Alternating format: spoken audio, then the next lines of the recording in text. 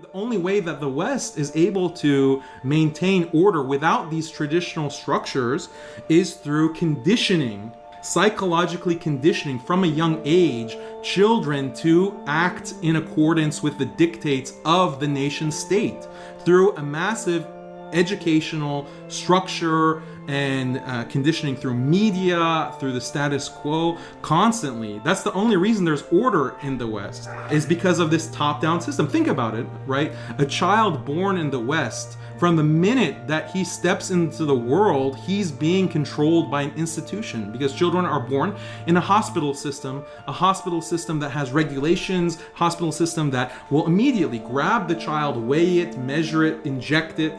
The child is maybe a couple of months with the mother, then she has to go back to work, right? She's a strong, independent woman. She goes back to the workplace. That baby has to go to another institution, daycare. It's not even a year old and is already being institutionalized until preschool, and then kindergarten, and then primary school, high school. All institutions, 40 hours a week, with strangers, individuals that have no relation to him, no blood relation, not family, not father and mother, in those kinds of institutions. Then he goes to college, then he gets a job, then he lives and works in this corporate system, sucking out his life from him, going 40 hours, 50 hours a week to work, and then coming home. He doesn't have a real marriage because, look, you have Tinder. Why even bother with commitment? Why bother with a marriage? Just sit in front of your laptop or the computer or TV, watch Netflix, watch Game of Thrones,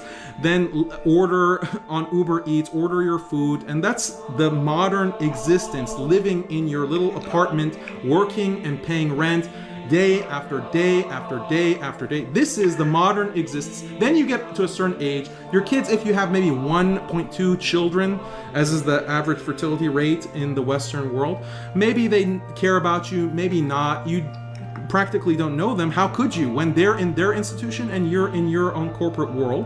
Then you get to a certain age of becoming elderly. You have to be put in a home, and you're sitting and rotting away, trying to live the rest of your days, again, in front of the TV. And then you die. And if you die in your own apartment, no one will even know that you're dead. Because your kids aren't visiting you. You don't have a wife. You've been divorced for 30 years. And you are, this is so common. Individuals, elderly, dying by themselves in their apartment, that there are entire industries for cleaning it out, because the only way that anyone knows that you're dead is the stench of your corpse wafts into the apartment building, and your neighbors notice the stench, and they call these cleaning companies to come in and clean up your decaying corpse. This is modern life. This is the atomized existence in the nation state. This is what liberalism wants for people. This is what liberalism is trying to impose on the entire globe.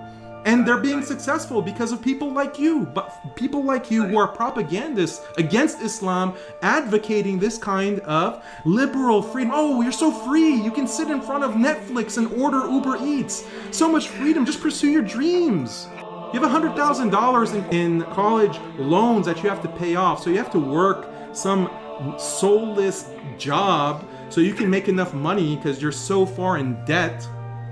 You can't depend on a stable, loving relationship because all of society is pounding into your head that you have sexual freedom. You need to be active, sexually active. And you're consuming all of this media that glorifies fornication and adultery.